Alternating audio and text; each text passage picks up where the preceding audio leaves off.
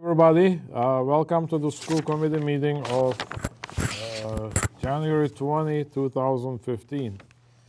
Let's start with the Pledge of Allegiance.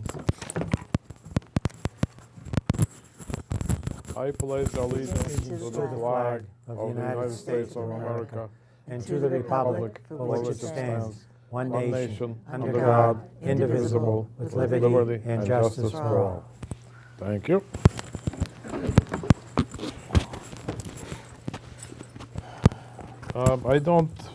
First item on our agenda is high school representatives. Do we have representatives? I have not heard from either of them or the principal this week, but they are not here at the table. Okay, thank you. And number 2 item is public comments. Is there any public comments? There was a stampede outside, maybe everybody got. So we don't have any public comments. Next item on our agenda is the high school program of studies 2015 and 16 by Ms. Miller. And I do not see Miss Miller. So Is she coming? I expect her to be coming, Okay. and I will send We'll be her done a by message. 7:15. Yeah, I suppose you could. There's nobody down that end when we came up here. So unless The you have night another place- school folks are down there. Ah, okay. There's quite a crowd. We can move on, and then when she comes in, we could go back. Yep, that would be my suggestion. Is Mr. Ford checking for something? Yes, he's going to see if he can find. He went to see if Miss Miller was on her way. I also sent her a message. So we can save this, and perhaps if we want to save the scholarship, she may wish to speak to that particular issue, Okay, so let's move on to item number 5. which would be the proposed calendar. Oh, there she is. Oh, or not. It's Are your we turn, winning? Ms. Miller. Are we winning?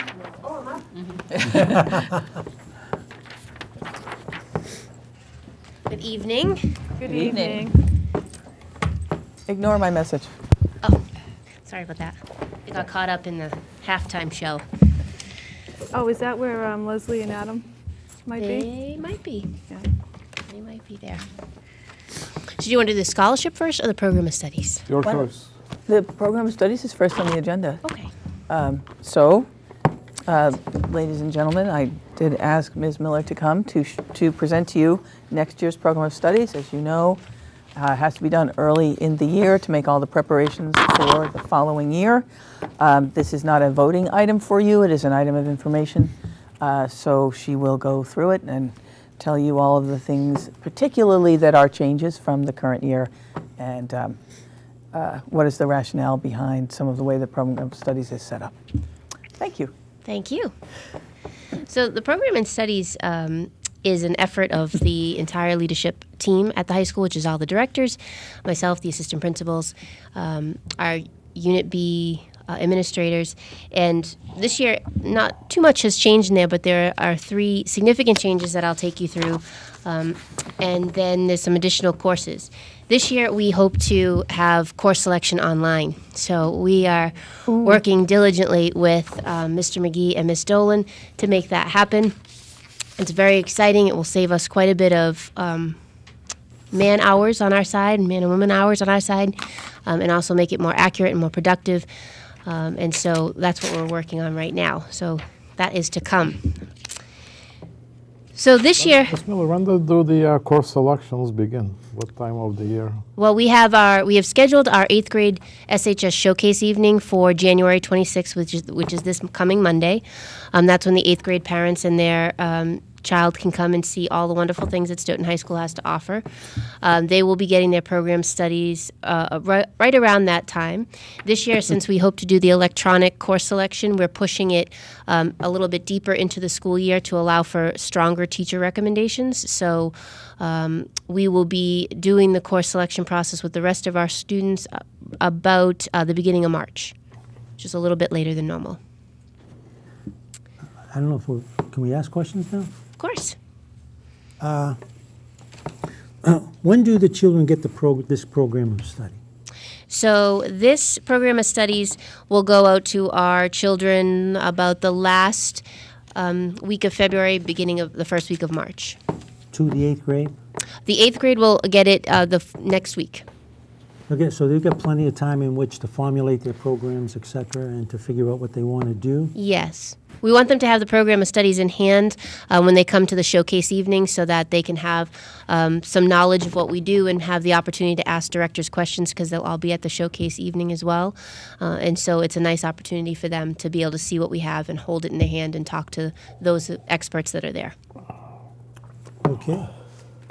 Okay.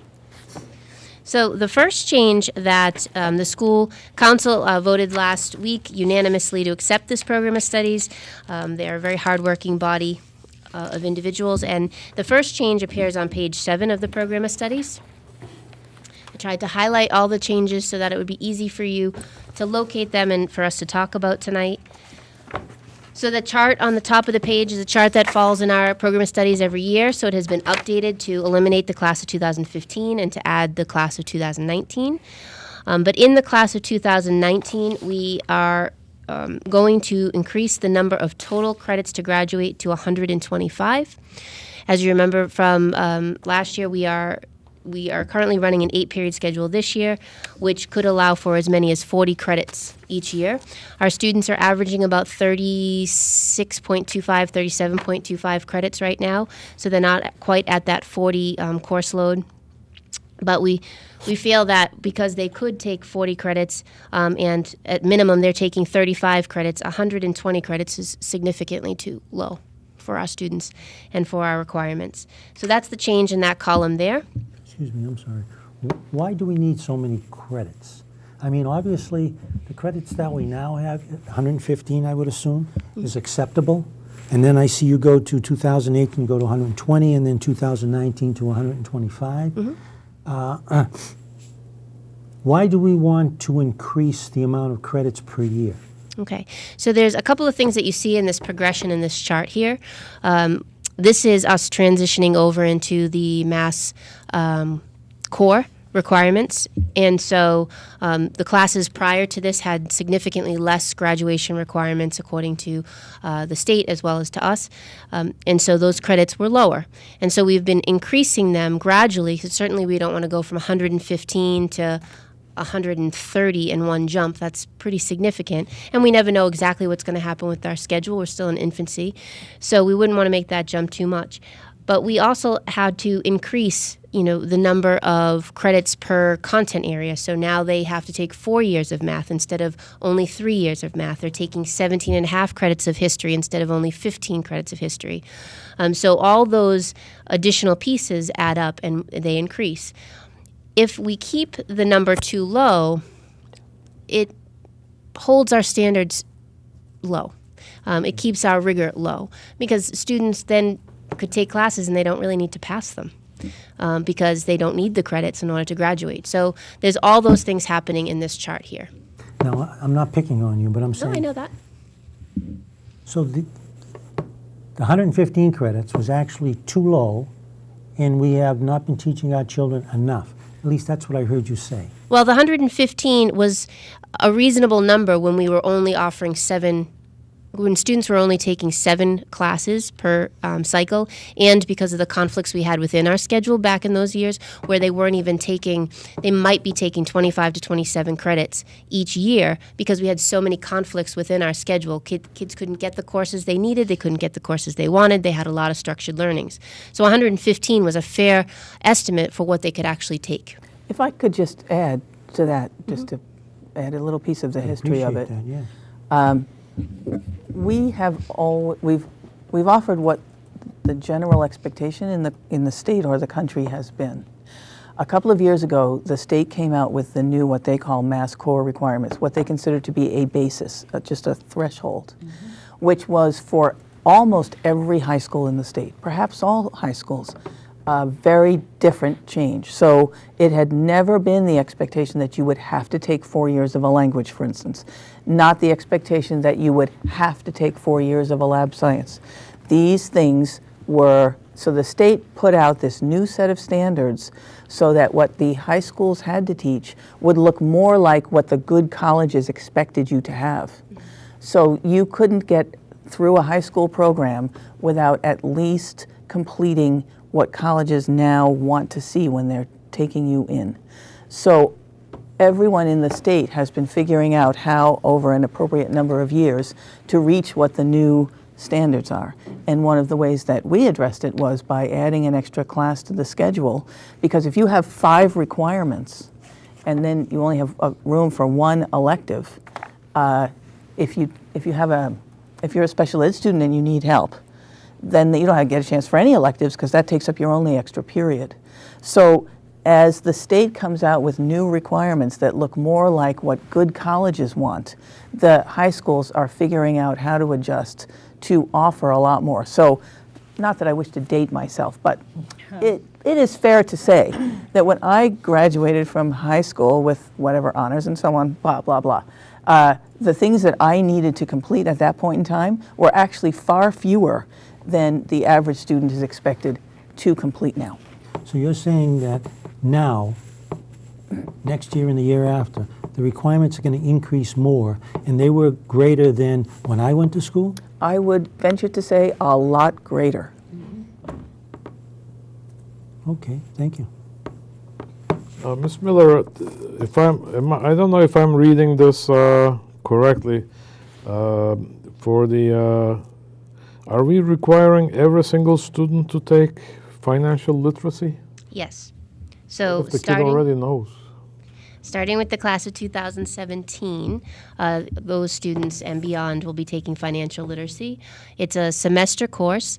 It talks about all things money management, school loans, home loans, finances, stocks. It's a nice preparation for them so that they can make good decisions when they get out of high school and prepare so they don't get themselves into debt. And I remember when I brought this financial literacy to this committee a couple of years ago, there was some statistics that say that money is one of the few things that parents don't talk to their kids about.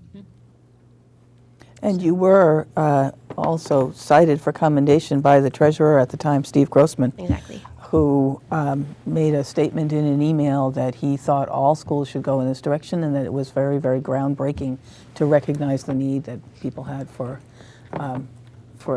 some kind of understanding of what is a much more complicated financial life. Oh, I agree. No doubt in my mind about that. If a kid is already knowledgeable, can he test it out? Not at this time. No, it may be something to consider. At the bottom of the page on page 7, we have also added a column for our retention and promotion criteria. So we've increased that slightly as well to be in line with the fact that we're increasing to 125 credits.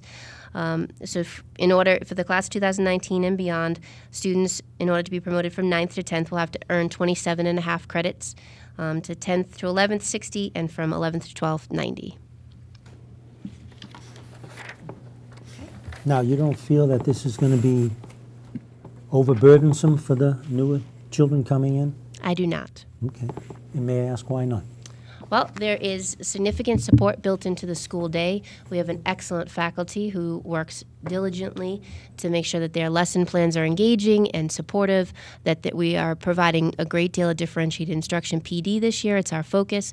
Staff have professional collaboration time during the school year built into their schedule now, so they have the opportunity to really talk about best practices and strategies to support the students. So we have that strong base, and now we have the room in the schedule for students to be able to take all the classes that they have to, the support classes that they need to, and the classes that they want to. So I feel that they have the supports they need to be able to manage the course load. And do you think that for those children who for some reason fail, I don't want to go into the reasons because that will take all day, but for some reason, children that fail, are you good in your curriculum? Do you have the ability to support those kids to bring them back up to where they should be? Well, we just started this year the mandatory extended school day for grade 9 students, and we are hopeful that that program is going to build the foundation with the grade 9 students, that the skills they need in order to be successful so that we have those less failures as those kids move up. They come into us not necessarily understanding that in the high school it's a little bit of a different ball game, that they have to earn credits in order to be promoted. They don't just necessarily get promoted, that they are held to a different standard. So they have a lot of learning to do in the 9th grade. So that grade 9 extended school day is preparing those students so that they'll be more successful over their 4 years. In terms of our 10th and 11th, 12th graders, we do have a great deal of support for them. This year we're offering more regular academic lab courses within the school day, which are sort of a sister program to academic labs, which are for special ed children, but the regular ed lab is for any child, whether they qualified for special ed or not, and that allows them some structured, really one-on-one help with a particular faculty member who can help them organize and make up assignments and touch base with them and reach out to their teachers and find out what needs they have within their classroom. So we have a great deal of support. Now, grades 1 through 8, in the I thought they had, pardon me, because I'm new to all of this, because I'm way beyond Dr. Rizzi's years. But the children 1 through 8, I thought they had to go through X amount of material and to be able to read at a certain level, et cetera, to graduate, and to have certain math levels to graduate and those types of things. Is that true? Because it sounded like you said that when they reached high school, they had to have certain credits to graduate, but from 1 through 8, obviously they don't need credits, but yet there must be some standard that will allow them to pass or fail. There definitely are standards in grades 1 through 8. They're different than the standards that we have at the high school. Our standards at the high school are hard and fast. They have to earn a certain number of credits, and there is no wiggle room there. It is just a credit game, and we have to educate the students on that so that they better understand that they have to be understanding the content in the classroom. They have to be doing what they are in the classroom, and what the payout for that is the credits that they earn. So it's just a higher stakes than 1 through 8. Thank you. You're welcome. Okay. The next change in the program of studies is on page 12. Coming into this school year, we had eliminated all our pathways courses based on the state recommendation when they came in and reviewed our district, because they had said that our pathways courses were not college preparatory for our students. So we did have some pathways level classes still in the program of studies, and they were our support classes for students who needed them. However, after careful review with the leadership team, we felt that keeping the pathways classes at a pathways level was sort of to a detriment to those students who required those courses, because they would take sort of a hit in their GPA, in their class rank, because their classes that they're taking in those support classes are going to be ranked at a different value than their college level classes. So the discussion with the leadership team was to take away those pathways classes and instead consider them unleveled courses. And so those unleveled courses, which would just be our support classes at this time, our math lab, our English lab, our academic lab, would not factor into their GPA at all. It would not factor into their class rank at all. They would earn the credits for it, so they would get the 5 credits or the 2.5 credits, but it wouldn't in any way impact their GPA, so it wouldn't hurt them or cause them to lose anything because they needed that support. So it's a way to be able to support our children and give them everything they need without having them suffer any sort of penalty. I'm sorry, I don't understand the support thing. Okay. I mean, if they're taking certain classes and you don't want it to add into the GPA, because I would assume that you would want that added into the GPA, and you're saying to me no, because we want to support them. So I guess I need to better understand the word support them. Okay. So on page 14, I'm going to point this out to you. There's a chart that, depending on the level of the course that you take, depends on how many points you get per grade. So you see that chart? There used to be another last column that was pathways, and those pathways courses had a scale, a grade point average scale, significantly less than the college and the honors and the AP. So the number of points you earned for having an A+, or the number of points you earned for having a B in a pathways class was significantly less than a college and an honors. And so when you take that, even though they're earning an A+ in a Pathways class, that's fantastic. And we want that. But they're taking a little bit of a hit on their GPA because it's leveled as a Pathways course rather than a college level course. Okay. Does that answer your question? Well, then the question we go into is, what's the difference between the pathway course and the, I guess I'm missing something. Yep. Okay, so Pathways courses are simply an additional class that helps them in a particular content area, but it's not the content itself. So they take, for example, English 9 College. So they're taking English 9 College following an English 9 curriculum, but they need extra help in English. So they take an English instructional lab. So they're taking 2 Englishes essentially. One is their curriculum that all their other classmates are taking, and one is just an additional support class in the school day that meets 3 out of 6 days to give them additional assistance, additional time with that content area. Now I understand. That makes sense? Yes. Okay. Thank you. You're welcome. Ms. Miller, does that those unleveled courses count towards the promotion criteria? or Yes, they because don't? they will earn the credits for the class. They'll earn the 2.5 credits or the 5 credits. I see. It just won't factor into their GPA. It's like them taking a course, as you said, to aid them. Okay, they get extra credits, but if they don't, and correct me if I'm wrong, but if they for some reason don't pass that, it doesn't hurt them. Is that what I'm getting to? Well, if they were to fail it, they wouldn't get the credits for it. That's They would correct. get 0 credits. But it's not going to hurt them. because it hurt doesn't them add or any- help yes. their GPA, either way. Excellent. Thank you very much. You're welcome. Any other questions on that? So staying on this page, on page 14, we have recommended that we add in a D- this year. Last year, the middle school added a D-, so they are operating this year with a D-. A D- is a grade that many of the students that we have transfer in and out transfer into our district from other schools come to us with D- on their transcripts. It becomes a challenge when we just get a D-, whether we're supposed to, how we should rank that and where it should fall. So it makes sense for us to have that D- so that we are more in line with the schools around us, the Hockomock League schools, as well as lots of schools that transfer to us.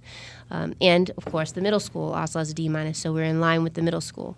We would keep it at the same scale as all the other minuses within the grades, so it would be a 60 to 62, and then the F would become below a 60. Previously, it was below a 65.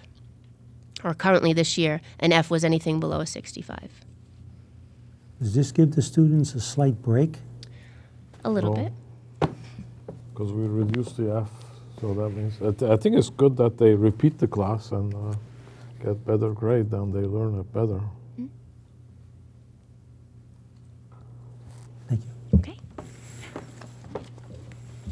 Okay. So those are the big 3 significant changes. The rest of the things that I will bring to your attention tonight are additional courses, new courses that we're adding into the course catalog.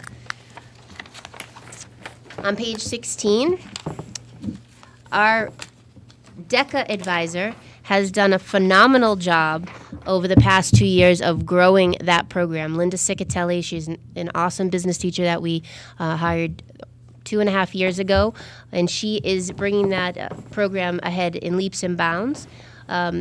She's been doing a lot of work with just other districts who have the similar program, and many of these other programs have a sort of class that is geared towards the curriculum that DECA uses.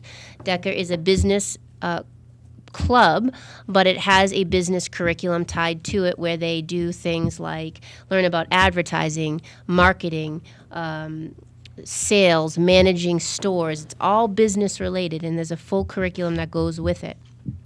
Because we have such a huge turnout for this course, they need a lot of preparation, they need a lot of coursework in order to be successful. And so we would like to add the course Leadership and Career Development, which will be running in the business department, supporting students who are interested in business and pursuing that as a career, but also would tie to our DECA program so that they could have that fuller experience. Now, let me steal Joe Soar's thunder a little bit. Oh, I know what What you're going to ask does me. DECA stand for? It is the most bizarre acronym. It's not at all what you would think it stands for, and right now I'm blanking on what So it even means. she doesn't know. When I read it, I blanked it too. So, Yeah. so we're all in the same boat together. Thank you. Acuplacer. Never even heard of the word. Oh, Acuplacer is a test that colleges use in order to assess what level students are at in order for a math class. Most colleges will make you take an Acuplacer test in math to decide which math level you can take. By the way, I was looking for the page for acronyms, but I didn't see one. I know. She's saying no. It is not there. I thought I stole his thunder, but it keeps on going. Yes. Yes. Okay. On page 26 is where our music program starts, and Mr. Kearns has, now with the new schedule, with the 8-period schedule, our program in music is growing. We have a huge interest in chorus and band, and if you had the opportunity to come to the winter concert, you would see that our chorus was so large this year that they had to have the rises on the stage instead of on the floor, which is unusual for us. And that's because students can actually fit it into their schedule now, and they love it. But because we have these 8 periods now, and Mr. Kearns sees that we can really grow this program further, he would like to take the program and take it in a slightly different direction and create courses that are going to specialize a little bit so that it's not just chorus and it's not just band, but it's a little bit more specialized so that we still have concert band, which is still in the catalog, but underneath it we have symphonic band, which is a new course that he is suggesting. And this will take the students into a little bit different direction and really work with those students who are interested in the study of music, whether they want to pursue that as a career or pursue that in college or not, but that they have that strong interest. Likewise, we will still have concert chorus, but he would like to add treble choral, which is mainly for sopranos and altos. If you were at the winter concert, you see that our chorus currently has a lot of females and not quite enough males. And so in order to balance that, it becomes a little bit challenging. So he would like to see that us start to hone those skills a little bit more and break them out a little bit more so that we have several different areas of music to have. And so that's why he added the treble choral, and he also added the symphonic choir, which is on the next page, on page 28. So the details of how those courses differ are within the descriptions of the courses themselves. And again, it's really to try to grow our program and highlight the talents of our students. The only reason why you have more females than males? I don't know. Students' interest. I think that's an age-old conflict in It chorus. is. I just want to add, I think this is tremendous because, again, having musicians in my family, it's really difficult for some of these kids who don't have outside activities that include, say, orchestral or symphonic music to compete and to move on if that's their field of choice. Right. So thank you. So we're very excited. It's spectacular. It is courses like these that separate your very good high school from your truly great world-class high school. And I will ask, although I know there's no answer for it, are we ever considering orchestra and adding strings back to the program? It would be lovely. Yeah. If John has his way, that's where we're going. So, okay. On page 31 is still in the area of the fine arts, but we move into the visual arts. And so we've been running Drawing and Painting 1 and Drawing and Painting 2 for the past couple years, so it's time to add Drawing and Painting 3. We are adding a studio art, which is actually replacing a couple of different courses, Advanced Art and Illustration and Cartooning. Those two courses had an interest, but not a significant interest. So he would like to take those two pieces and combine them together and make this studio art class that will take students a little bit further past Drawing and Painting 3. And likewise, we've been running Digital Photography 1 and 2 for the past couple of years, so it is time to add a Digital Photography 3. So these I'm sorry, John. No, you go ahead. When we have these like a third level for graduation, so these are all 5 credits. For graduation, they don't really need, so we have these different levels in case somebody comes in already in advanced level, so we take them to... No, they would have the opportunity to take They would have this. all 3? They would. I mean, because you could take a drawing and painting in your freshman year if it fit. So you could take drawing and painting 1, drawing and painting 2, and I believe, if I remember correctly, drawing and painting 1 and 2 are only semester classes. Oh, okay. So, you could knock those out in 1 year. So there definitely is plenty of time and space for them to be able to take the 3rd level. And we have a lot of students that are very interested in the arts, and they want more art classes in order to be able to really work with that passion. And again, this is a way to really make a distinction between a very good school and a really great school. And it makes students who might be interested in going to someplace like a mass art or some other kind of college where to pursue art, this will make them competitive with students from other really fine schools. So it increases the amount of colleges that our kids can get accepted in specialized areas. Now, something I don't want to overlook. Whose idea was it to paint the special parts yellow, or the special changes yellow? In here? That's correct. Oh, me. It was an excellent idea. Oh, well, thank you. No, it's great because we don't have to go and fish and look and search, Exactly. okay? And Very accommodating, thank you. yes, I really appreciate that. Just like the acronyms, I really So you appreciate. went with every single copy and highlighted those? That's a nice feature that Microsoft can do for you. Oh, I've just received a text from a member of our television audience. I did too. DECA is Distributive Education Club of America. Thank you. Excellent. Thank you, audience member. Thank you. Whoever that is, I I love actually that. was looked it up Katie. and gave it. Thank you. I didn't give it. no texting during the school committee meeting, please. Googled. Katie. I Googled it. Okay, the next change, the rest of it is pretty much the same until you get to page 37, 38? 37. So I was this, just going to say, even I can flip pages. there you go. This year we took a hard look at our math courses, and in the elimination of the pathways classes, some of our math classes or math students are struggling a little bit. We had a series previous to this year where it was Algebra 2 Part A and Algebra 2 Part B, which was an Algebra 2 curriculum split over 2 years. Moving into this school year, the math department had originally eliminated that course, and so this year we were only running Algebra 2 Part B to finish up the course for those students who had started that sequence. However, they've reconsidered how the sequencing is or should be in math, and so they really feel that the need, and I do agree with them, that there is the need to break that Algebra 2 curriculum up over 2 years. It is the meatiest math that our students encounter. It is a shock to the system after going through Algebra 1 and Algebra 2. Being a former math teacher, I know that very well. It is the course that our students really struggle with, and it is the course that really determines how a student will do in their future, in their college, in their success. And so it's really important that they have a solid foundation of Algebra 2. So in order to accommodate those students who need a little bit extra time, splitting it over 2 years gives them the same amount of curriculum, just at a much slower pace so that they can really learn it solidly to be able to be prepared for college. So on page 37 and 38, you'll see those 2 courses put back in, except this year we're calling them Part 1 and Part 2 instead of Part A and Part B.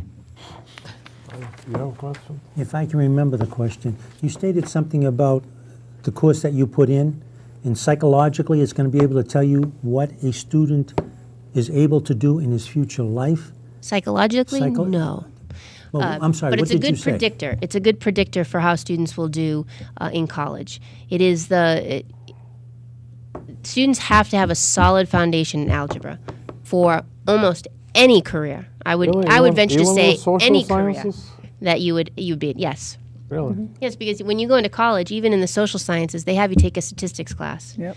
And the statistics class, if you have a solid Algebra 2 background, you're going to be much better off in that statistics class than if you have no Algebra 2 at all. That's true. Well, I don't know what Algebra 2 is, but algebra is necessary, yes, because I had to take that course. See, Algebra 2 is quadratic, polynomial, radical, exponential, logarithmic, rational, and trigonometric Fascinating stuff. functions. I had a question if you're done, No, Mr. I'm done, Sor. sir.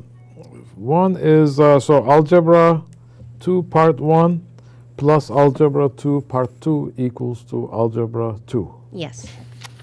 Well, Algebra 2 is 5 credits, and 2 halves are 5 credits each. Yes, because So they 5 take plus 5 is not 5. no, it's not the content. They're students that take Algebra 2 take that in 1 year, so it's 5 credits. Students that take Algebra 2 Part 1 and Part 2 are going to take that over 2 years. So they're going to take Algebra 2 Part 1 in their, let's say, junior year, and Algebra 2 Part 2 in their senior year. So that's a full course in their junior year and a full course in their senior year. So that's going to count for 1 year of math, but it's 10 credits because they are taking 2 courses, 2 full year courses. Okay. My second question is, believe it or not, I mean, I still use this stuff in my work. I used to have a graphing calculator, but now I strictly use Excel. And now with the tablets or the computers that each student essentially have, and with the Excel being available on the cloud, maybe, you know, I just wanted to implant a thought. Maybe you already thought about it. You can give me an answer.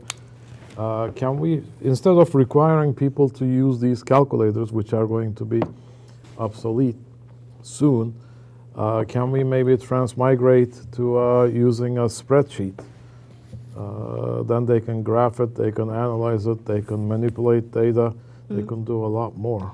Yeah, it really depends on what they're doing. In the classroom, and they do, some of the students are using their cell phones because their cell phones have a graphing calculator kind of function on them. But if you're in a classroom setting or in a testing setting, the handheld graphing calculator is a lot more functional for those kinds of activities rather than Excel spreadsheet. But Excel does definitely have its place, and they do utilize that so that students know how to use the spreadsheet function and the equations within a spreadsheet. They do tie that in. We do have graphing calculator sets that we allow students to sign out during the school year. Oh, okay. So students who, it might be a hardship for them to purchase one of these Oh, so they're like calculators. They are $100. expensive. They are. They can sign them out with the director of math, and it's like a textbook. So if they were to lose it, they would have to cover the cost like they would a textbook. But they have it for the use for the school year, and they can bring it home. Now, I'm sorry, because I've asked more than enough questions. But I would like to digress for a second and talk about the cloud. I think Okay. Dr. Rizzi used it in her memo in her district about the cloud. Now, could you explain to me, in that Never Never Land, what the cloud does, who runs it? It creates rain. That's a great question. I'd love to know how that cloud works. You know, I just save things, it disappears, comes back. I don't know. Usually. Usually. Well, I'll tell you, just for my sake, I lost my phone. And I got another phone, fortunately. Didn't have to pay for the other phone because somebody had it. And my other phone had an ability to put the phone numbers in the cloud. So all I had to do was to open up this phone and use that particular place where they could access the cloud. And I got all of my 270 phone numbers all back within a minute or two. So you like the cloud, At this particular time, I did. and you like to know what it is. I would like to know who controls it. I think we all would. Thank you very much. The next change is on page 40. It's also in the math department, and it is a course called Math Connections. This course is actually replacing our college and career math course that we have been running. The college and career math course was not passing the bar for the NCAA clearinghouse, which is our governing body for our athletes who are going on to play in D1 and D2 schools.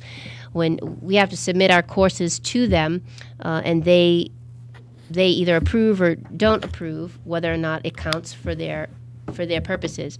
The college and career math wasn't counting for a math course for them, so that was a problem for some of our students. But additionally, it doesn't have the rigor that we want for our students. So we are replacing that course with a course called Math Connections, which is going to be a little bit meatier than our college and career math, but cover a lot of the same topics so that those students that are in that course will have the similar experience, but more rigorous. We will submit this to the NCAA as well, and it will likely pass once the curriculum is done. So am I correct to understand you that this is like a little simpler course, lower level? No, it's a college level course. It's going to prepare our students for college math. It would be a 4th year of math for our students. Now the students have to take 4 years of math. Some of them don't want to take the advanced placement math courses. Some of them aren't prepared to take the calculus, and they don't want statistics. Statistics is a class that it's an elective kind of offering, and it doesn't appeal to everyone. So we need a 4th year of math that's going to appeal to our college preparatory students, but that isn't at the advanced placement level. And so this course would be that offering for them. And lastly is on the next page, and because math seems to be a foreign language that we struggle with, page 41 is just a nice chart for our families to follow along in a sequencing so they have an idea of what course they should take next in order to make it through the 4 years of high school from the math sequence, because it can be very challenging. There is movement between sequences.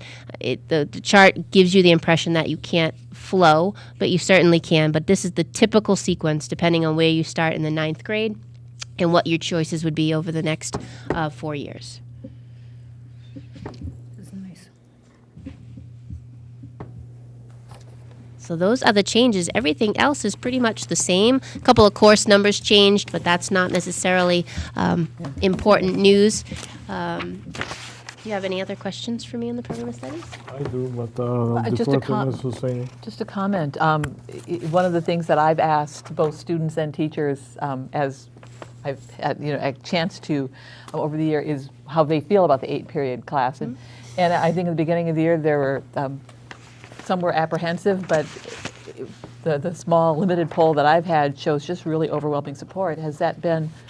You certainly have everybody has your ear. What is your? Yeah, I think that the same is true, that there's a lot of positives to our schedule. It's a brand new schedule, so of course there are going to be a couple little bumps and hiccups that we have to fix. I will be doing a review or feedback, formal feedback with our faculty in the upcoming faculty meeting to see. I gave them a survey at the last one to poll and figure out what works and what doesn't, what we should fix coming forward. So it'll be interesting to see. At this point in the school year, we're about halfway through.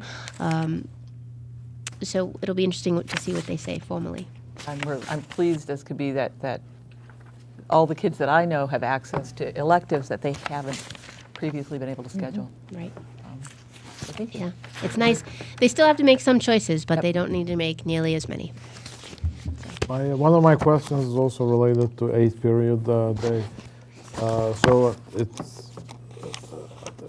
it's expected that some students will have, during the middle of the day, some unfilled periods.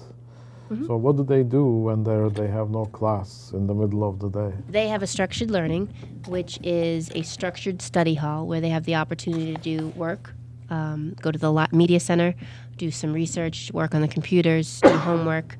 In some cases, they can go see a teacher for extra help, depending on how the schedule falls. So when you say structured, what does that mean? That they have a task to do. It's not a free-for-all. They don't get to just sit there and talk to friends and eat and chat. Drink beer. Right. No. Or do None homework? of that going on.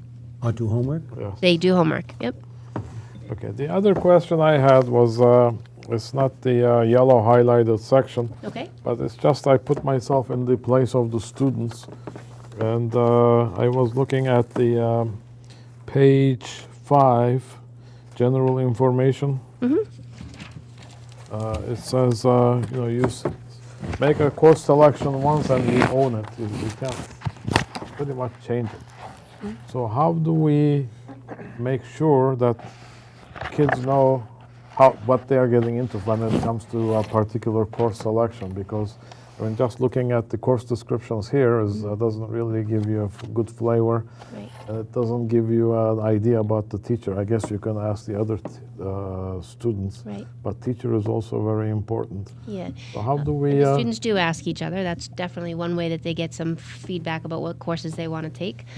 We do an assembly to talk about our course selection, to give them the program of studies, to stress to them the importance of making good decisions, incorporating the parents in those decisions. Teachers talk to the students about the courses in the catalog. If students have questions about particular courses, they'll answer them. In addition, they have their guidance counselor they can go to and talk to about classes that they might be interested in. We have a cohort of teachers that travel down to the middle school to talk about particular courses. So, for example, our world language department goes down and talks to the 8th graders about their choices, because they do have a choice coming into 9th grade where they didn't previously have a choice. They have 4 languages they can choose from, and sometimes students aren't aware that they have 4 languages to choose from. They have only seen, well, now they see a little bit of Chinese down in the 8th grade, but they previously were only seeing French and Spanish. But they also have the choice of Latin, and they have choice of Chinese up at the high school. So we go down and we have teachers sell courses to them. Our business teachers sometimes go down the 8th grade as well and talk about the courses that we have for offerings too. So we do a lot of formal and informal conversations with the kids through our faculty and through a formal presentation from us. I had an idea. Can I bounce it off you? Of course. Because we have the technology. I was thinking, what if we recorded one class for each teacher, just for the students' consumption, and put them on the website, only accessible by students, and let them see at least one class, how the teacher presents and what the subject matter are for that particular class. Then maybe they could make more informed decisions. So that's just an idea. Well, it's a good suggestion. It'll definitely take quite a bit of planning and some discussion with the different individuals in the building to make that happen. Sure. Yeah. Thank you. This is, Dr. Rizzi, do you want to talk? Not, I'll wait till you're done. Okay. How many people take Latin? Oh, quite a few. Seriously? It is extremely popular Oh, they here. elbow each other out of the way to get Latin. at They Stoughton High do. School. You're They kidding do. me. We had to add a Latin teacher this Yeah. this school year in order to support, in order to be able to service all of our children. Well, that begs another question. Why? Because they do a phenomenal job with it. The faculty that I have in the world language department are outstanding. They are dynamic. They make a dead language living. There's no other way to describe it. They really are phenomenal. So I took Latin, and after I got out of school, I went and bought Caesar's commentaries in English. So, but I just can't for the life of me figure out why people would want to take Latin. And as I That's the heard mother you, of all languages. that's true. That's true. Yes. well, with the comment over here, we Latin is SAT prep. It's the foundation for a lot of the studies that they'll be taking further on. If they're interested in, the medical field or the legal field, it's a good foundation to have. And they love it. Very They love good. it. Very good. Yeah. I would like to just say, having watched you from when you started to now, I'm just exceedingly proud of you and everything that the staff in this high school have done. With some, there have been obstacles, there have been difficulties, there have been financial issues over the last several years. But in all honesty, I would challenge anyone from Phillips Exeter to Milton Academy to any of the Catholic schools to any of the most highest performing of public schools in this country to put their program of studies and the offerings that you give our children up against theirs, and we would not be found wanting. And that is a spectacular accomplishment, so thank you very much. Thank you very much. I have one more question. For kids that are on IEPs or special education needs, so they still they have access to all entire curriculum or the course of studies, Yes. program of studies, Yes. with some additional help?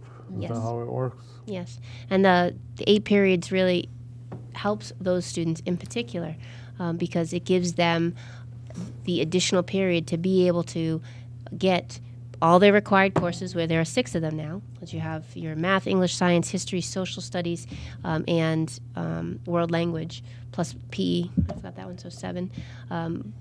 So they they have all of those, plus they can get a support class, and they can usually get an elective on top of those, depending on how many support classes they need. But they definitely have access to the whole course curriculum or the course catalog. And this question I asked you before, you answered, but I'll ask again. Anybody who wants to be on an AP class, as long as their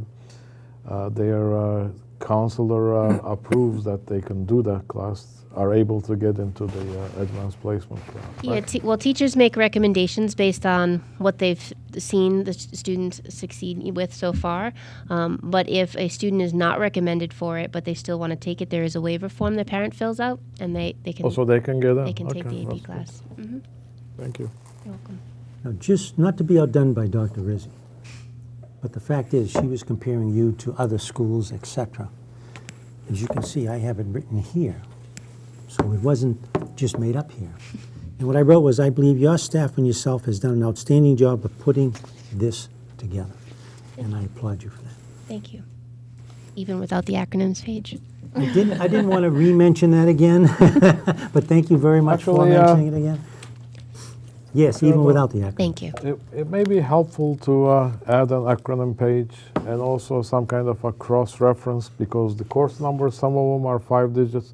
Like if you're looking for a course number, it's really hard to pinpoint. So maybe you can do a sequential course numbers and the names and the page numbers, just to make it more user-friendly. Yeah, when the course numbers is one of those things where every time we add a new course, we have to make it fit into the series that we already have. We only have a limited space, but when the students get their program of studies, they'll also get a course selection sheet. Even though we're going to do it electronically, they'll get a course selection sheet where they can jot down what they want to take, and on the back of that sheet, it will have the courses that are eligible for their class to take, because even though we have this whole catalog, depending on what level you're in, there are some courses that you wouldn't be taking as a freshman, or some courses that you wouldn't be taking as a sophomore. So those courses would be on the back there with their course numbers, so that should facilitate that a little bit more.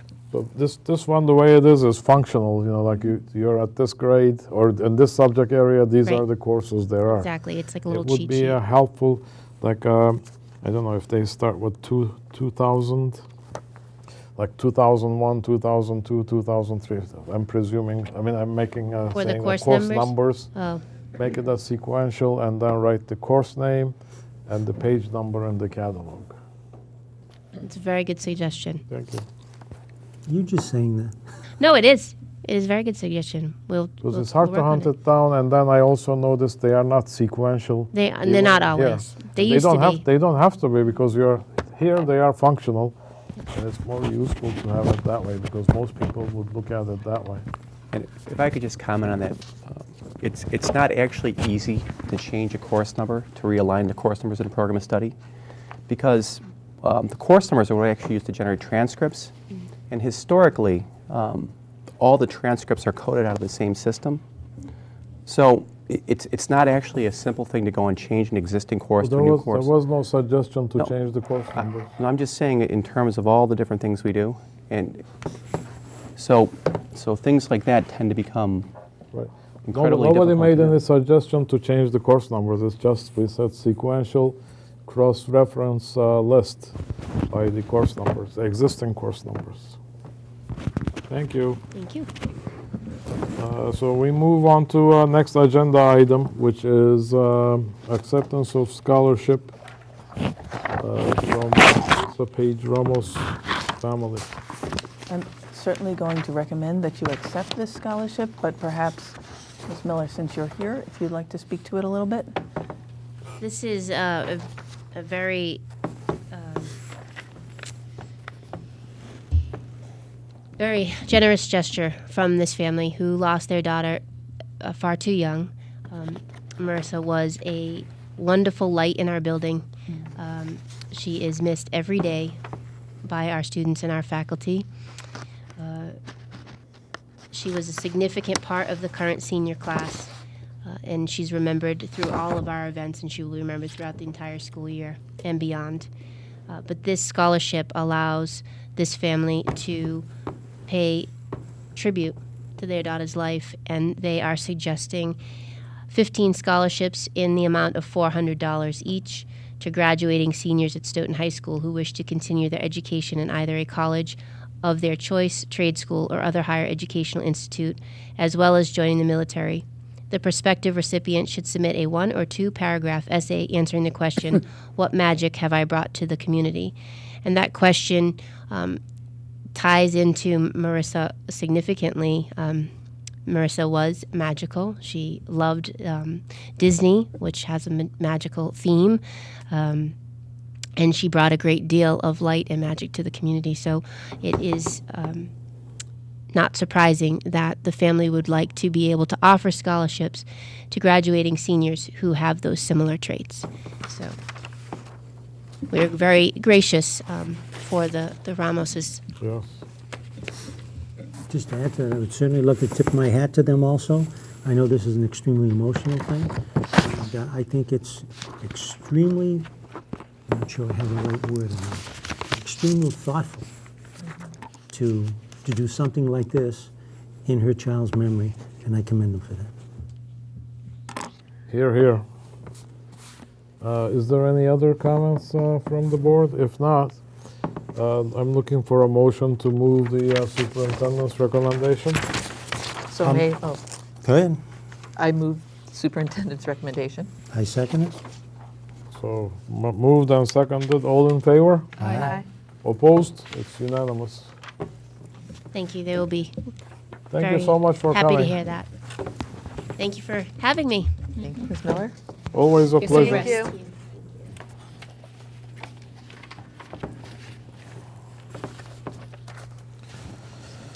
Okay, switching gears. Next on our agenda is proposed 2015-16 school calendar.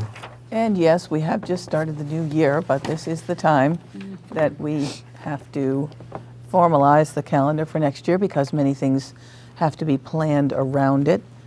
Sports schedules, professional development, and various other things. So there is a little bit of an unusual circumstance this year. I suppose every year is that way in some way or other. But Labor Day is the last day that it could possibly be in the calendar. So that would mean if we started after Labor Day, it would be quite a late start. And with the potential of snow days, we would be pushing right up against the end of June.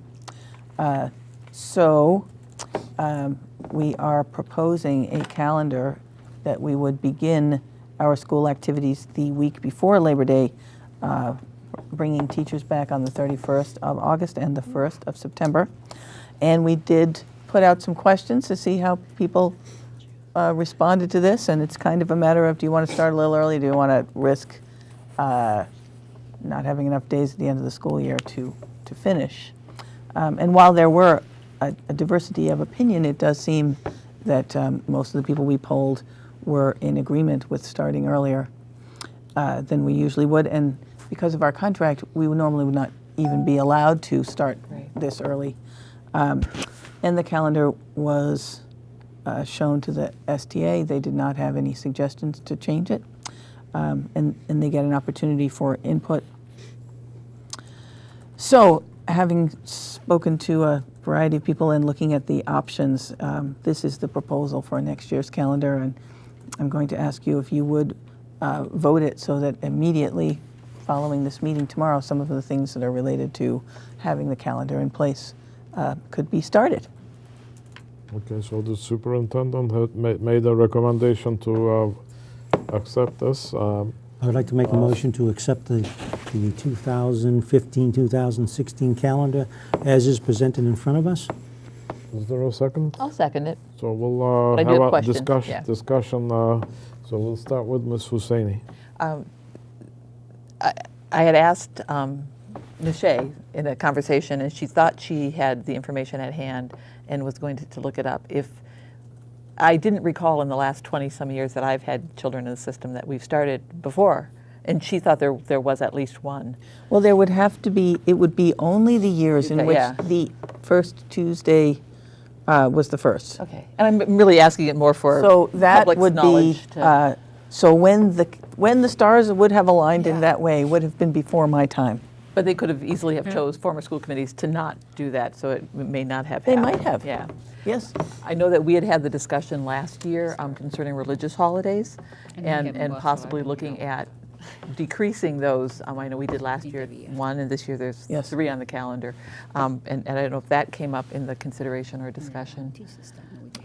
Having proposed to you that you reduce the religious holidays by one last year, it seemed inappropriate to come back in such a short time Wipe to them all ask. out, yeah.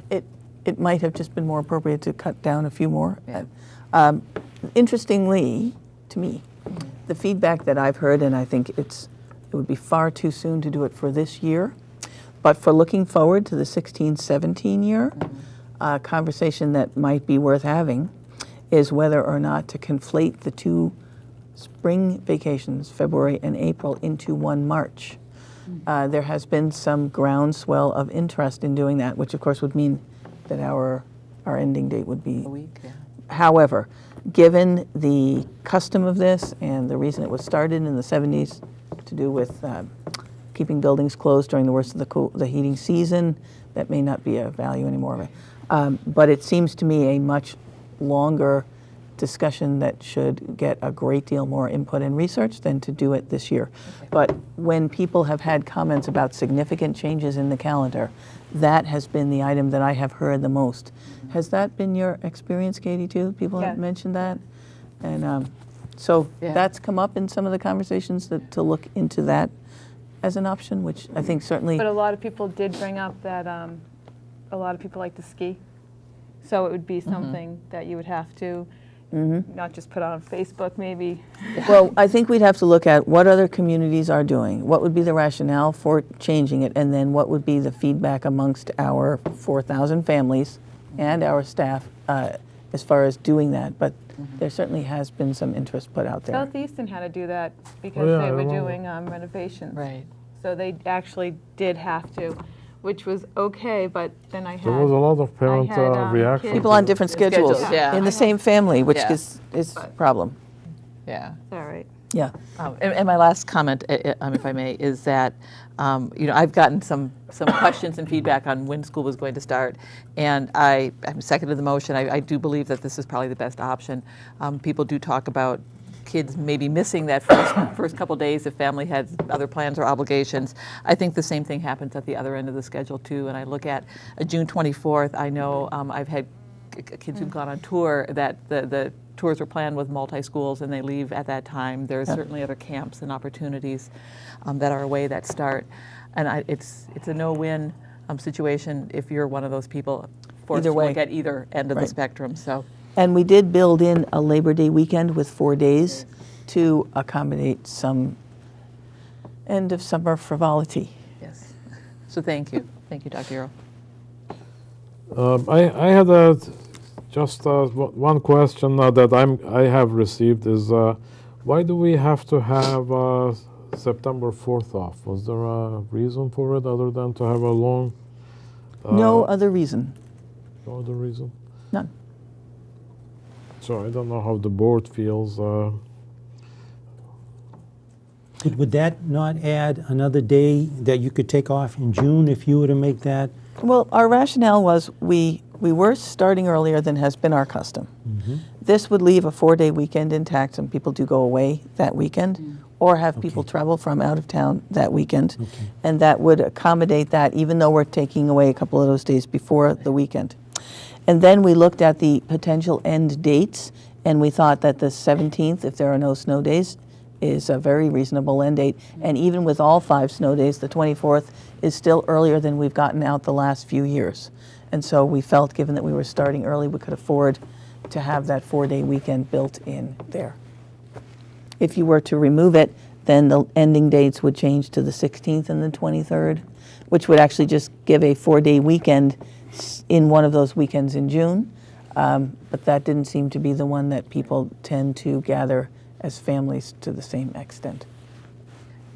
It's a choice. What's It's she had saying? enough that we have to vote before Labor Day. I know. And I did ask Ms. Shea as well, and she had indicated at the time that she had contacted all of the surrounding school districts and that they had all either committed already by vote to this a similar type of schedule or had it on their agendas for their school committees, that this was certainly something that if Stoughton didn't, we would have been unique. We are On the unique. survey I did, it was 81%. Are you talking about the Like start the- date? Yeah, that they would prefer the Prefer it. first. No, I was just wondering if we should make 4th a regular school day or have a 4-day holiday at the beginning of the school. The question is whether to do have school on 4th or not. Personally, I feel that we should leave the 4-day weekend. Again, if people are going to travel and go to the Cape and get their last bit of beach holiday or close up the vacation house or do whatever it is they do on Labor Day, that a 4-day weekend would accommodate travel. Okay. Any other comments, questions? What was your reasoning? No, one of the questions that came from some of the parents is that why do we have September 1st? So school starts at September 1st. Mm-hmm. You get September 1, 2, 3 school, and then September 4 Friday no school. Saturday, Sunday, Monday no school. So they were saying, as we are starting early, fine. Maybe we should have school on the 4th too, so we get done one day sooner. And I thought there was a reason for doing that, but superintendent said she wanted to do it, or we wanted to do a long weekend, What's September 7th? I'm sorry. Labor Day. That's Labor Day. I can understand why you would want the 4 days. I can understand that. Okay. Do you have any reasons why they don't want the 4-day weekend? Well, Katie can probably answer it. Did you get any comments on September 4th? They were just, basically it was to have the kids do childcare. Childcare? Yeah. And not everyone could, Yeah, everybody is working on September 4th. Not everybody, but most people. Sure. And then they have to get childcare. Okay, so having seen no other questions, we have a motion and a second. All in favor? Aye. aye. Opposed? I will yield to the flavor of the board, which Okay. means yes. Okay, so it's unanimous.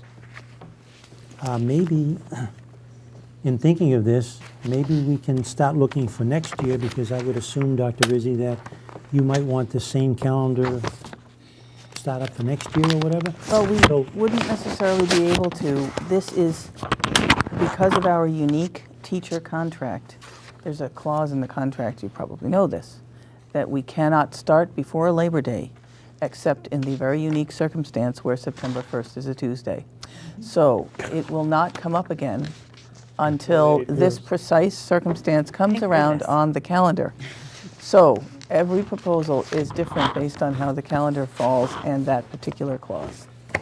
Thank you very much. Dr. Rizzi, one question is that I got is start of the kindergarten.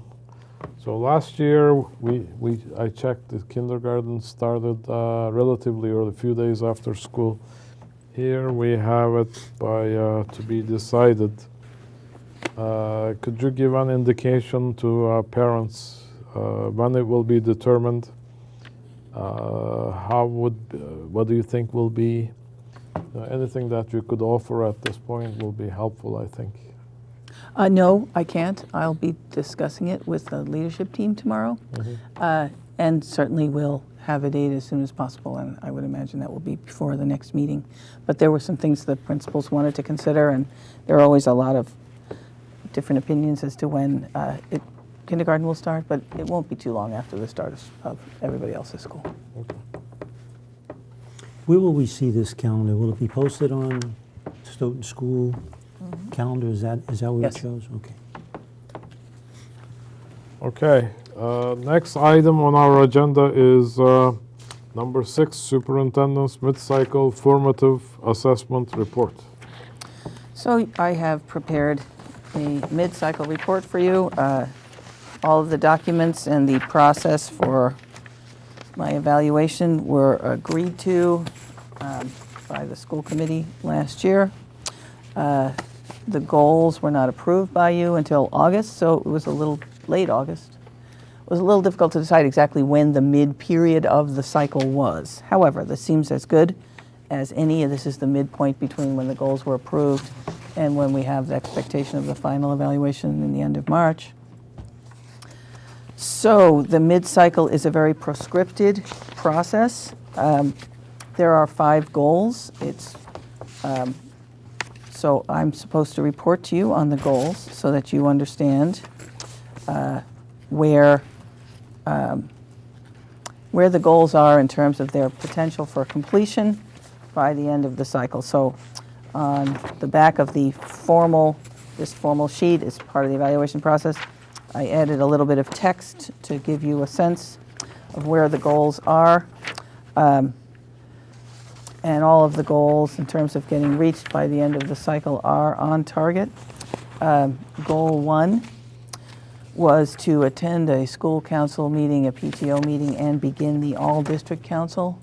And before the end of the cycle, those things have been completed.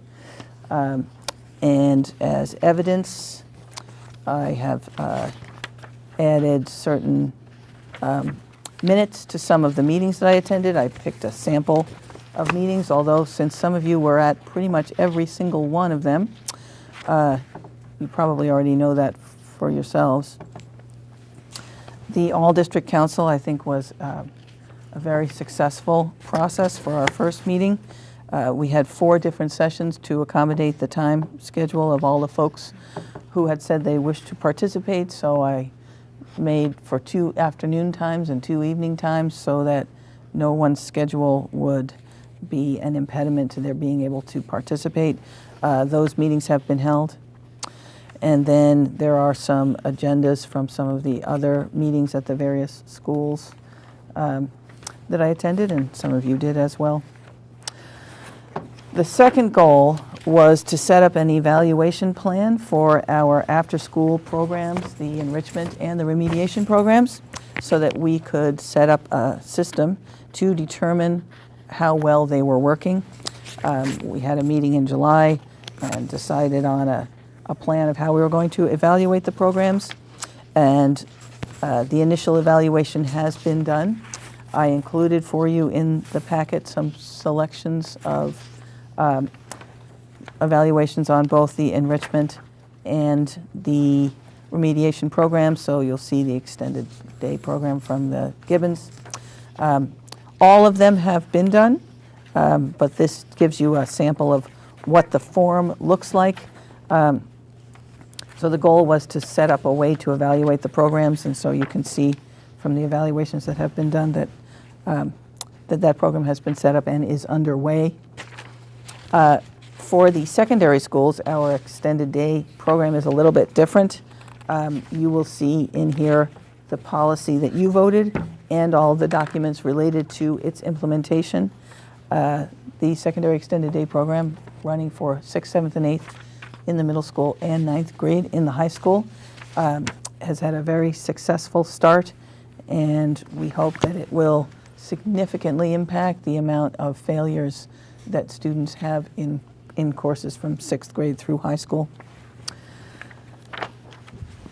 And goals 4 and 5 are, and so I'm going to send you back to the same pieces of paper that are documents for goal 2, because those documents indicate that there is an evaluation plan for those programs in place, and these are examples of some of them which have up to this point been evaluated.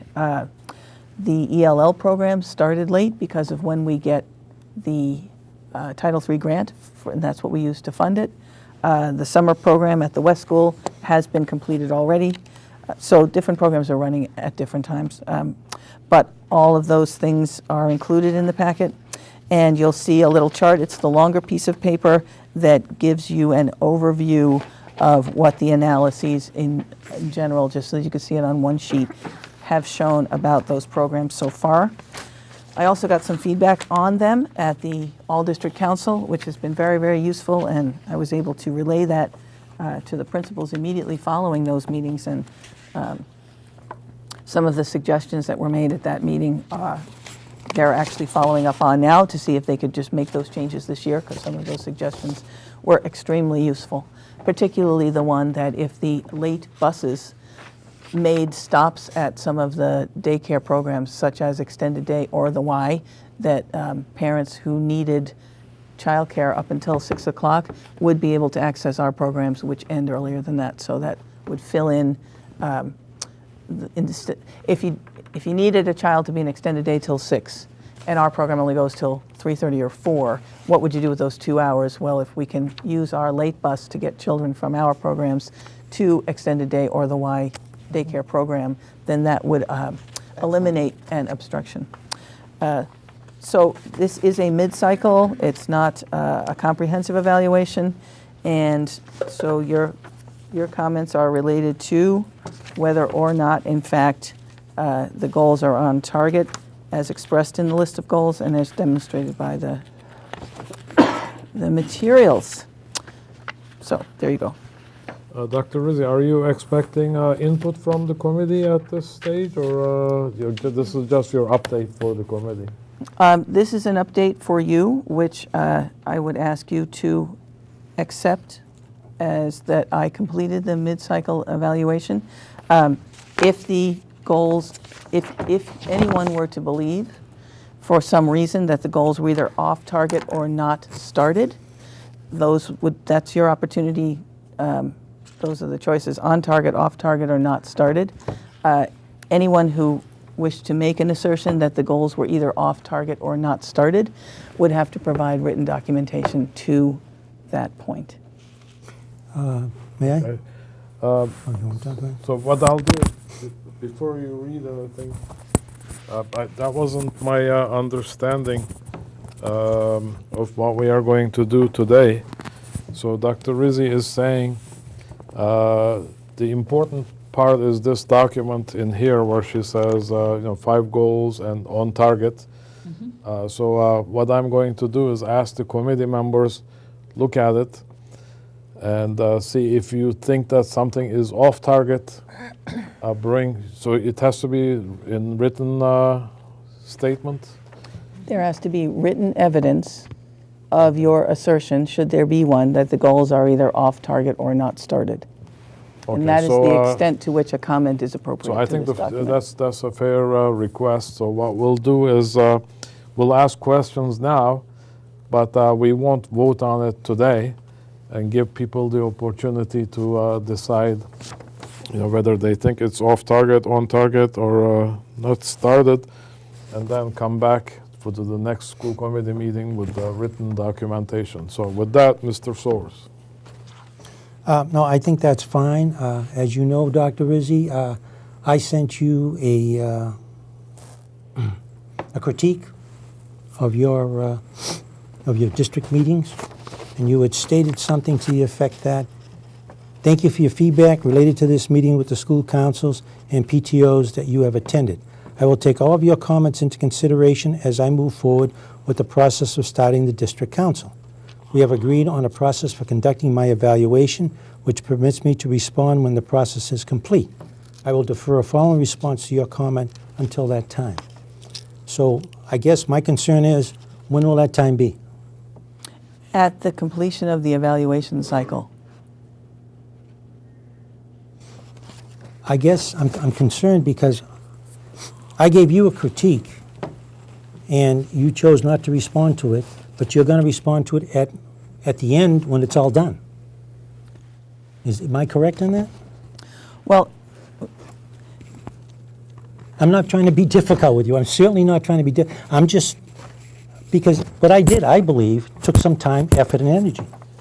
And I understood your memo when you sent it back to me, and I'm saying to myself, okay, I didn't respond back again and say whatever I could have said. I mean, I could have said a lot of things, but I didn't do that.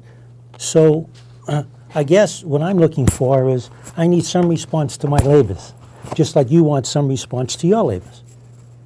And that's all I'm trying to do. Now, I don't mean to do it here, but maybe we should get together and talk, whatever the case is, but I think that this deserves some form of response. I'm certainly happy to talk to you about that which you wrote. What you wrote does not address particularly the issues of whether or not the goals are either on target or not started or off target. Your particular comments are to things that were not specific in the goals, but more to The process. feelings that you had about things that happened in the meetings that wasn't specified in the goals. So it's something of, it's not really there isn't a place in this document for some of the things that you mentioned. I'm happy to talk to you about them. If there are any written comments from the committee that address specifically that the goals are off target or not started, that's the appropriate response to go with this document, if in fact that is the case. I'm going to say that that isn't the case, but if somebody were to would like to make the case that one of the goals is not on target to be completed by the end of the cycle, then that assertion has to be put in writing specific to which parts of the goals are in fact off target or not started. Your individual opinions and comments, as far as you want to talk to me about them, are a little bit different from what would be appropriate for this particular document. So I'm happy to talk to you about those things, but I don't see where there's a place really for them in this particular thing, which is very focused. I tend to disagree, but that's quite all right. That's what this is. That's what the board's all about. So fine. When would you? Well, we should get together either sometime this week or sometime next week. Well, we got Well, 3 we can weeks to talk about next that. school committee meeting. I don't want to do it in the last week. Okay. Why don't we talk about that when the meeting's over, so that we don't take other people's time for a Sounds calendar good. check? We're all set. Any other questions to Dr. Rizzi? I had a question, maybe a request. What I like to see is, these are the goals, and you have provided some evidence, but it's not clear from the material you presented. We talked about goals being challenging and focused on the high priority needs of the district students, tied to student outcomes. And also, these goals were approved on August 26. And so I would like a description of what was done between August 26 and now, and how were they challenging to the superintendent. Because some of the stuff I see here are to do with last year. Well, I did not provide you all with a new copy of the goals because, being as how you are all responsible adults and received that information on numerous occasions, I thought it wouldn't be necessary to do so. But I can certainly provide you with another copy of the goals.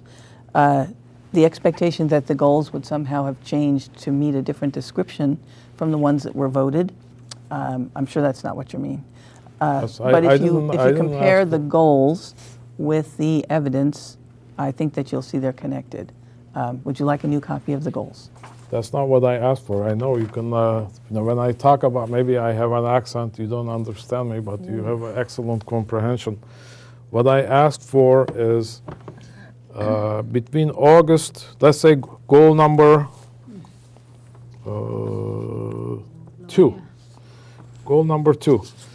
So goal number 2 was conduct a complete district-level coordinated program review of existing new or established academic student support and enrichment You programs. have the goals. Yeah, that's not what I'm asking. If you would give me a chance, I'll try to explain myself. So what I like to know, let's say for that goal, for example, what is it that you have done between August 26 and now? Because the document you gave us was end date May 2014. It was before the goal was given. So I like to know what it is that you have done since the goal has been given, and how was it challenging to you? Yes, I did. So write that. I'm just asking for some kind of a write-up of describing. there. Isn't that on the back? Yes. It's all in the back. It's all here. It's not in there. It's on the back. What page do you mean, and Well, Back of the document. the So that's- form, on the back of On the the back of form the is the checklist. narrative about the, That's what I'm goals. looking for. That's on the Turn back. it on To the see, back, right here. Mr. Ford, Turn the paper over, yeah, right there. I know the back of the form. It's not in there. The information I'm looking for is not there. I'm asking for me to be able to vote. I'm asking for what was done between August 26th and now, and how was it challenging to the superintendent? That's all I'm asking. Is there any other questions? Okay, with that, no questions, we'll move on to, now, before we go any further, you've asked a question, I would assume you would like an answer. so I'm requesting for the superintendent to give me a letter or some kind of a description Okay. based on what I requested between now and the meeting, so I could vote with good conscience, because I don't want to accept the things that have been done before the goals as evidence of meeting the completion. goal or being on target for the goal. I didn't think you meant a response right this second. That's right.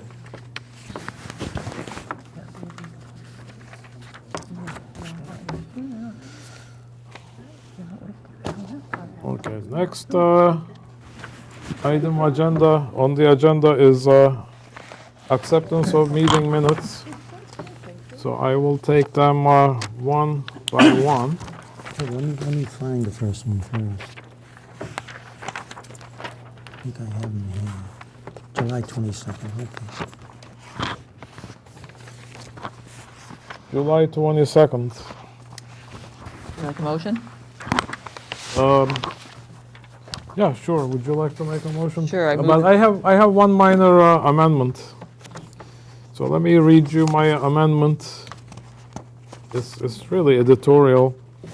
In the first page, Miss Bronson, second line, instead of longitude, it should be longitudinal. Did you get that, Julie? Yes, thank you. Other than that, I don't No, have there's another word too. Review of the special education fundraiser held, the last paragraph of that page. It says where Mr. Soers stated the, I think that should be that, T-H-A-T. What is it, Sorry. Joe? Where are you, Mr. Soers? Okay, the Fourth- last fourth paragraph. line. Last paragraph, fourth line to the right. It says Mr. Soers states the, I think that should be that, Okay. T-H-A-T. Okay, That's it. hold on. Let me make sure that's it.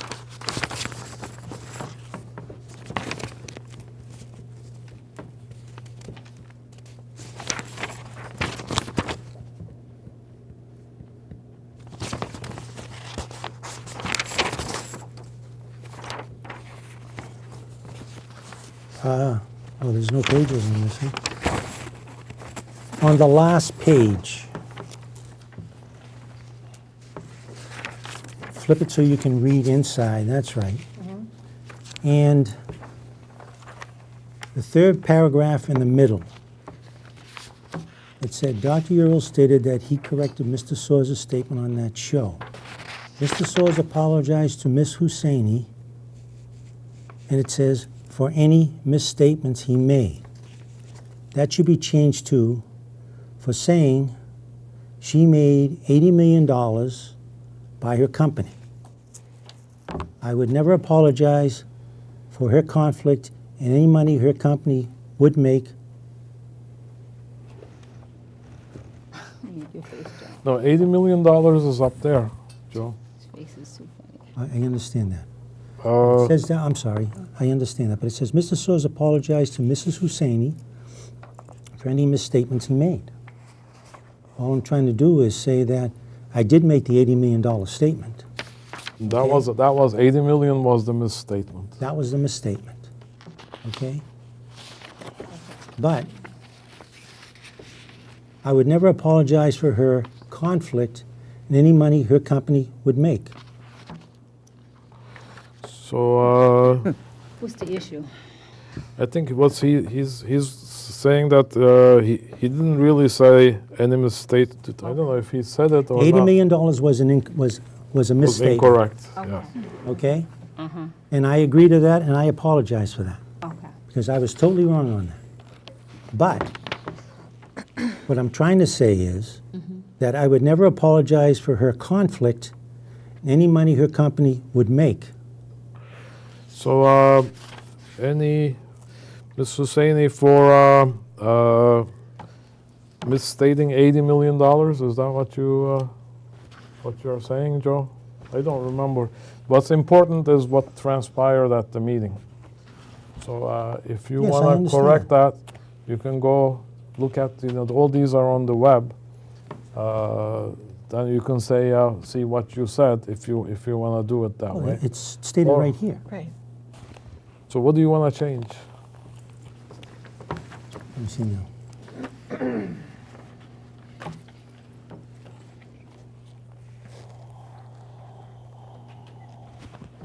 As far as I'm concerned, that's okay.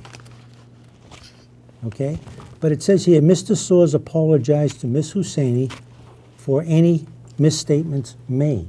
If I may add, that was my understanding of the misstatement. I never asked you to apologize for the fact that I do business in that field. I filed my conflict of interest report.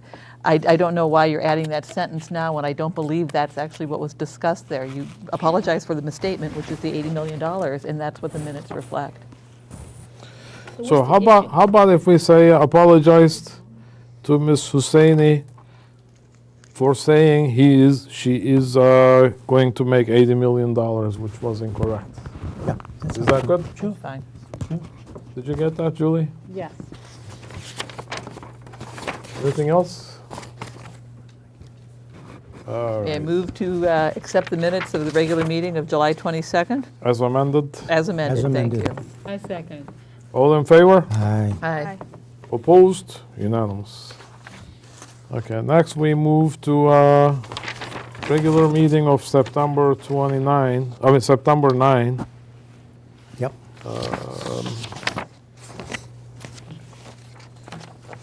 Is there any corrections? Hold on, let me just-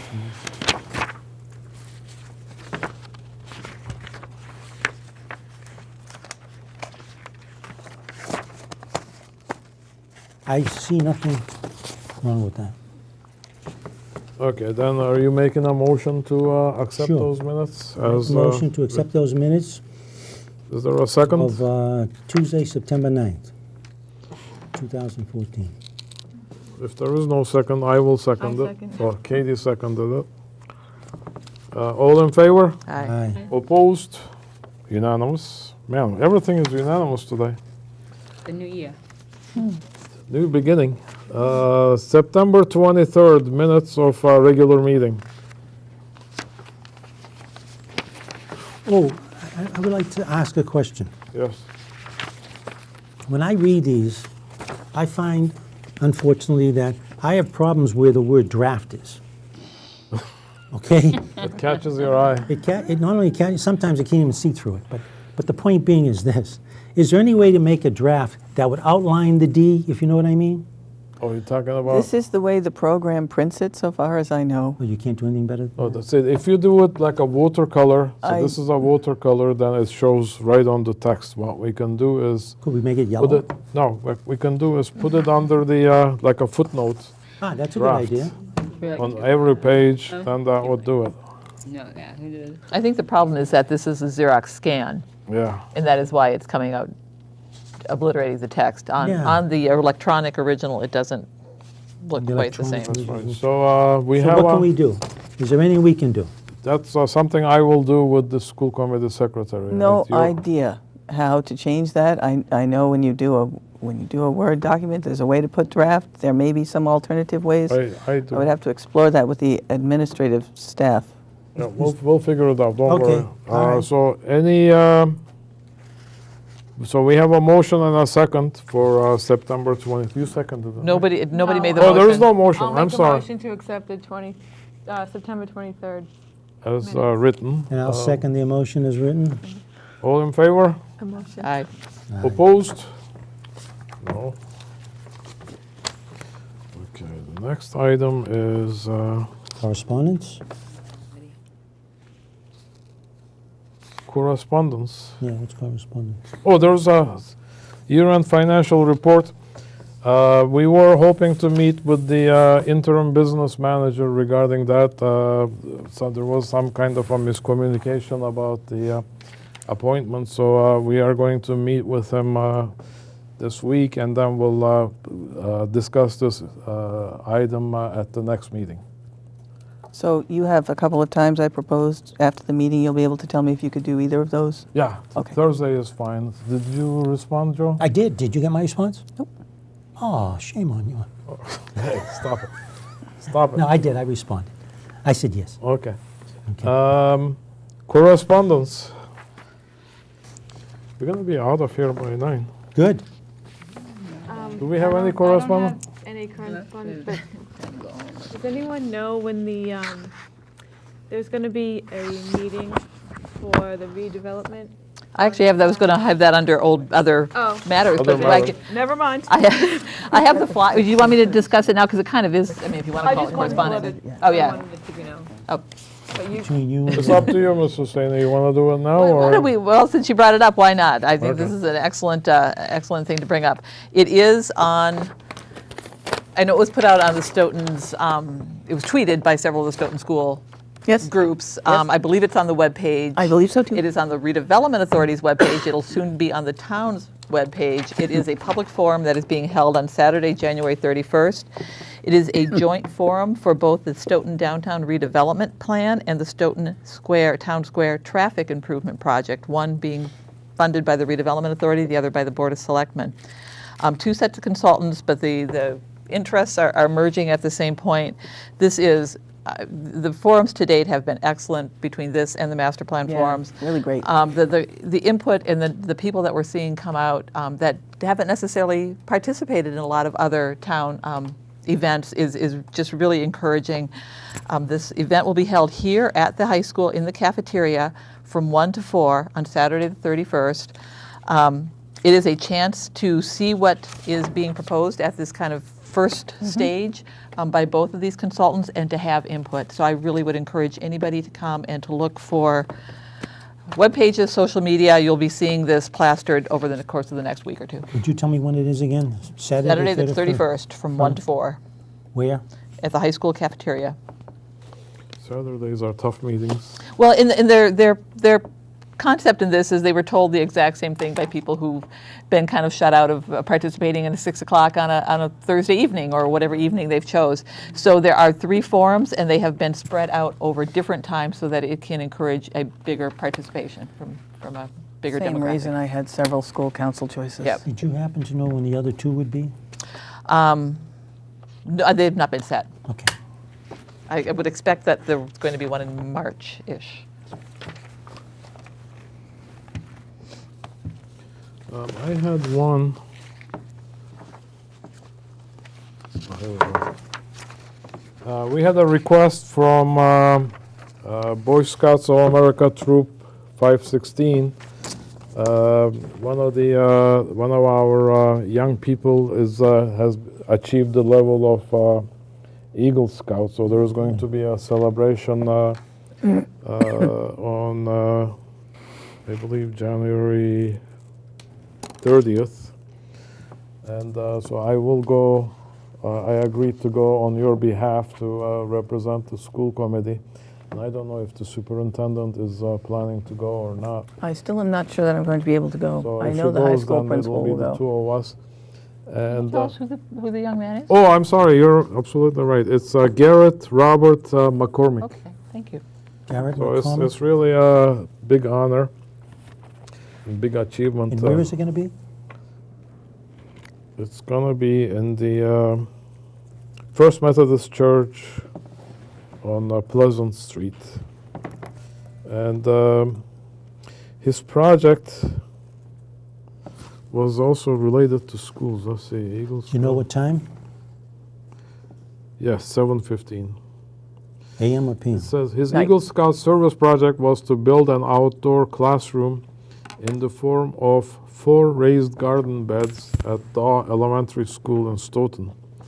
He led a group of 17 adults, scouts, and friends in completing this project. In addition to soliciting donations, he sold personalized bricks to friends, family, and citizens of Stoughton, as well as organized a fundraiser at the Chateau restaurant to cover the expenses of the project. So, but we are all grateful to him for doing this service to the community and also to the schools. We are going to present him a citation from the school department. Mary found Yep. a citation that was previously used, so she printed it into a nice certificate. So if you like to sign it, it'll Okay. be available at the school committee room. And when we go to this thing, is there anything we need to do? Do we need to bring any food? Do we pay for tickets? Do we do No. anything like that? No, okay. Okay. Any other correspondence? Okay. Old business, high school building project update? There hasn't been another meeting since the last meeting that this body has had. Facilities master plan committee update? Same thing. Same thing. New policy manual development update? We're still waiting to hear from the Okay. ASC. School committee office hours, we have an update on that. I thank Ms. Husseini and Mr. Soares for arranging 2 sessions for January. And I'll turn the floor over to Ms. Husseini first and then to Mr. Soares. The session that I scheduled will be held on Thursday, the 22nd, at the Council on Aging at 11 o'clock during their lunchtime program. So it's an opportunity to have a lunch and a chat, share their concerns with a school committee member. And I distributed my flyer to you, and I saw that you had amendments made. So Yeah, and then it's also open to anybody else, like any parents that are available during the daytime, because Sure. they are more than welcome to come. It's too Thank late you. to order lunch. Yep. Nevertheless, they can bring their own lunch. I think, Joe, you ordered lunch? But anyway. Yes, yes. Okay, the second opportunity to meet these great bunch of people, if you so choose, is Mr. Soares. It's going to be at the library. Yes. What's the date? January 26th January the 26th, at 6 p.m. 6 p.m. to 7:30. Yes, and then it will be in conjunction with the same time with the homework center. What room is that going to be in? I forgot. Homework center is in the French Wales room, and we booked for the school committee people I think, is it the board room or the meeting room? Board. Right, it's like a same floor. Director's conference room, Yeah. essentially, yeah. Okay, and the other good news is that Ms. Enochian volunteered to set the 2 dates for February. Am I correct? Right, one's already put on there. On the 24th of February, we'll be in the school committee room at 6 o'clock. Okay. Thank you. 24th. February. Other matters? I have a couple. May I? Please. One is that I would like to extend the wishes of this board to TJ Recupero Yes. in his recovery. Very good. He is back home Oh, good, and good. recovering at home after a fall and some injuries. So we wish him the best for speedy recovery. Yep. Sure do. And other things are some questions, and partly because I wasn't here for the last meeting, and thank you for indulging me on that rather long phone conversation Oh, and really phone nice. call. But I'm curious because over time there have been some back and forth on the open meeting law violation that was filed, yet short of the correspondence that we received that was marked confidential, which I'm questioning why it would be confidential, but that's not the topic. I'm curious why the board hasn't really received the updates as to, it sounds like we're responding, and is it not the decision of the board as to how we respond, or? It was the decision of the attorney. The attorney makes a decision on responding on our behalf? Well, he can fill you in. He explained that he talked to the MASC general counsel. Okay. I mean, you have seen the memo Right. that he has written, and MASC is concerned about setting a Precedent? precedent on this because they are sensitive about releasing the negotiating related materials, and anything to do with the that open meeting law violation. I rely on the advice of the attorney because we pay him for his advice. Would it So be if you have any appropriate for us questions- to at least have received what he is responding to? Actually, I asked him that he didn't receive a copy of.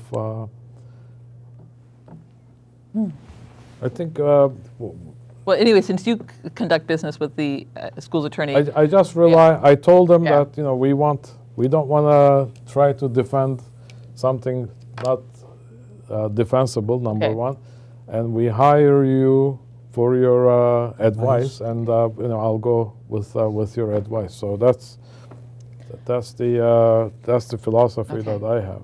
I think But, it would be nice if we we would were- see the updates that What we were hoping to do is we were hoping I asked them to come to the school committee meeting on January 27th, which is next week. But I think Dr. Rizzi had an appointment on that day, and then today's meeting I invited him to today's meeting, but he has a negotiation somewhere else. Okay. But we will have him at the first meeting of February. Then Okay. you can ask him that. Would it be appropriate if I were to email just asking if we could receive updates on what he's received, what has transpired? Actually, that's what I asked Okay. him, and then he sent that memo. Okay. But I don't know. Do you have anything specific? Well, no, I just see that he's responding to something, but I haven't seen what he's responding to, and Okay, I will talk to him, Okay, saying that his memo was not clear enough. right. Okay. And my second item, and again, this is partly for me not being here, but I'm a little confused, and I'm kind of bridging and I see it's on, the topic may be on the executive session, which is the update on the Unit B complaint with the DLR. And my question is kind of twofold. One is why, if it is a public filing that has already been done with the DLR, would it be under executive session, and how could we discuss it in that context if we're not actually dealing with a negotiating strategy? And if it in fact is a public filing with the DLR, that a decision was made to join parties with the other side in having it excused, that was already discussed in a public meeting by a speaker, yet it is something that we haven't had a chance to respond to as a committee as to how that decision was made, why that decision was made. Again, this executive session material, I ran it by him, and he thought, I didn't ask him. I asked him if the Unit B complaint to DLR is public record. He said anything that's filed File with is the public DLR record, is yep. public record. But so As is the you're- action that was taken in response to it. There was no. Did you see an action? I didn't. No, see an action. Yeah, the action would be public records. Okay. So My concern is then, This is your question. my concern, we have not had the opportunity as a group. A decision was made to file with one group Against another. against another, Well, and that was made by you, the chair. I and had we- nothing to do with that. And we had no opportunity to vote on it, and it is past the strategy portion of that discussion as the action's been taken. And I would like to know why we didn't have a chance to vote on that as a committee. It what seemed did- detrimental. Could you explain what you want? See, Unit A filed complaints and Unit B filed complaints. And then our stance, if you look at the minutes that you just approved, said, you know, there is no, we don't care about Unit A or Unit B. There is one STA, and both Right. units are part of that. So that's why, I mean, it's confusing to people to, you know, understand that, and it took me a while to understand that. But it's kind of so It's an the agenda item. lawyer put it on the executive session.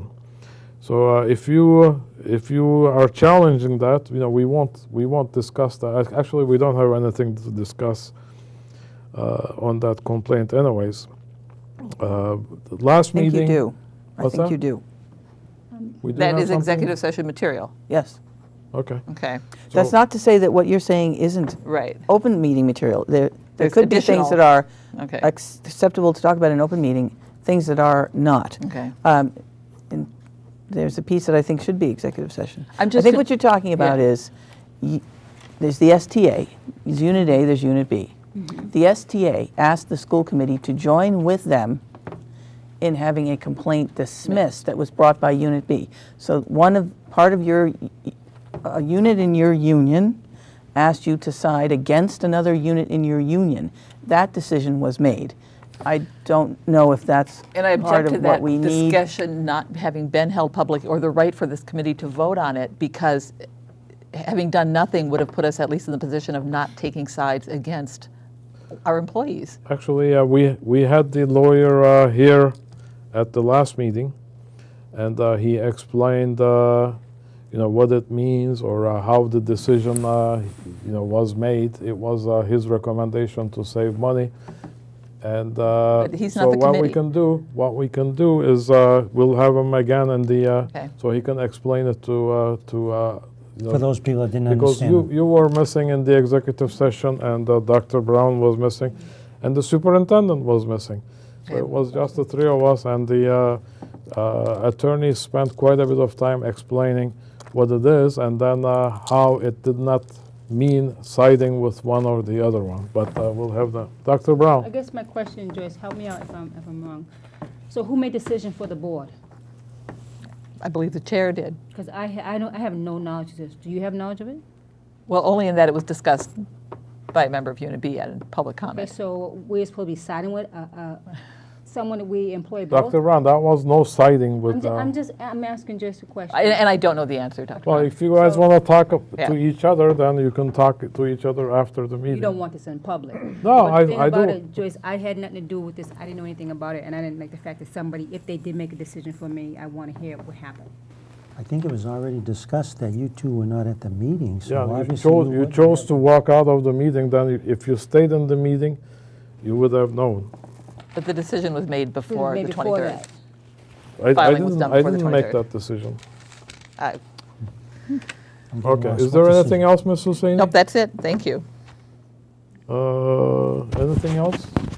Any other matter? I guess I have one more question to you, Joyce. So we still need a response. I I- think that Dr. Erdem said that the next time the lawyer comes, he'll explain it to you. He explained it to me. Okay. But I think he could probably explain it much better than I could to both of Okay. you. And then you can come back out, and I think that would be the most appropriate thing Thank to you, do. Kate. No problem. I had one other matter. When we attended superintendent's district council first meeting, we had one employee came in and introduced himself as the dean of discipline. Did we hire a dean of discipline yet? We've had a dean of discipline for a while. We had a director of discipline, not dean No. of discipline. The job is called Dean of Discipline at the present time, although you have voted, thankfully, to hire a Unit B Dean of Discipline. The current Dean of Discipline is a member of Unit A, and he is Dean of Discipline half-time and teaches in the alternative ed program the other half-time. That has been the title of the job for a number of years now. Is he in the A group and not the B group? That is the whole difference between the jobs that you voted and the jobs that we have now. Time to go. And So you're has been the saying to my topic of question- many, many, many, many months of discussion. So you're saying So the answer he's- to my question is yes? So he's in the B group? He's in Oh, he's in Unit the A B? group? I don't know. Unit A, No, Unit B. you voted recently, Yeah, I understand. Oh, go ahead. and thankfully, to allow the hiring of the 3 new Unit B positions to go forward, which resulted in the Finance Committee voting to give back the money they had removed for those positions. There is currently a Dean of Discipline in Unit A, half-time Dean of Discipline and half-time alternative education teacher. The proposal which you voted would make the Dean of Discipline position full-time in Unit B and then provide for a full-time alternative education teacher. So the one job would become 2. However, there has been the job as currently constituted for quite a number of years, certainly since I've been superintendent. And so that job is currently in Unit A. The proposal of the administration, and which you recently voted, is to make that job Unit B. However, it is called the Dean of Discipline, even though it is still currently in Unit A, until we hire the Unit B person. Okay, so, just following up on that, what you said, we have in School Spring a job posting for special education emotional support. So that would be the, No, that would not be. That is to fill a position the person left. so we have a person left? That was a teacher left? Yes. Dr. Rizzi, we had asked, and you had agreed to inform us if when a teacher leaves, to copy us on the goodbye letters. Do you remember? The paperwork will probably catch up. There's a specific circumstance related to that position, which I do not wish to discuss in public. So we will get some kind of information regarding any teacher departure or arrival? Yes. Okay, thank you. And there was one more other matter. Actually, yes, Dr. Brown, you left Here we go. early at the last meeting. We were discussing the meeting of the high school project. We talked that we found out that last 2 meetings were the interviews for the 4 finalists for the project. And we found out that you didn't, so there were over 2 meetings and then 2 interviews each. And we found out that you didn't go to one of those meetings, so you missed 2 there, and then you also missed the other half. So I'm just disappointed because you are the representative of the school committee. So if there is something that, yeah, I mean, personal things happen. So if you can't go for any reason, let the committee know. I don't need to tell you. Dr. Brown, you're not letting me speak. She doesn't matter. Something's You're wrong, I will let her know. It's a female. You are a member of this committee, so if you can't, it's understandable if you can't go to the meeting. So I need to Just report inform to you. us so that, inform the committee so somebody else can go in your place. But you're not a voting member. Sure, you That's- can do that. It is not a committee I to which talked you to can Maureen, send and a she knows. substitute. I talked Maureen? to Maureen. Yeah, I Who's talked- Maureen? Maureen is the one who is on the committee. The procurement. For the procurement, Yeah, Maureen? I talked to her. Okay. She knows about it. There are some organizations that are constituted in such a way that you cannot send a substitute. I believe this committee is one of them, Is one. as are the boards of directors of the collaboratives, for example. You're no longer allowed to send a substitute or a designee to sit in your place at those meetings. Okay. So So can I what, speak to that? Yeah, So please. I talked with Maureen, and she had my input on how my vote went, because I was at the meeting prior to the vote, so she knows what's going on there, and I had that conversation with her. So she knows. so what I'll do is I'll renew my efforts on working on Mr. Hartman to get a second member appointed from the school committee. You can do what you want to do. Thank you. Is there any other matters? Not seeing that. Are we done, basically? No, not yet. Did you miss anybody? We have, pursuant to Chapter 30A, Section 21A3, I ask for a motion for the committee to go into executive session to discuss strategy with respect to collective bargaining, since the chair declares an open meeting may have a detrimental effect on the bargaining position of the public body, and to return to open session to conduct regular business. We won't be going into open session. You want For to the following reason. Reason number, Go A, B, C, D, and E. A, strategy regarding STA demand to impact bargain unit B positions. B, update on status of STA unfair labor practice. C, update on unit B complaints with DLR. D, update on negotiations for DDM. And E, acceptance of minutes for July 22nd and September 9. We will have, I don't know if we have financial warrants at the, we may have financial warrants at the Executive school session. committee room. And our next regular meeting is, excuse me, February 10, 2015. Is there a motion? I'll make a motion to that. Is there a second? I'll second. Ms. Husseini? I, with the exception that if the Unit B complaint with the DLR information is something that I deem is not executive session, I would choose to not participate. So, but I agree. To So find you're out. saying yes? Yes. Mr. Soares? Yes. Ms. Enochian? Yes. Dr. Brown? Yep. Chair also votes yes. So we are going to executive session in the school committee room.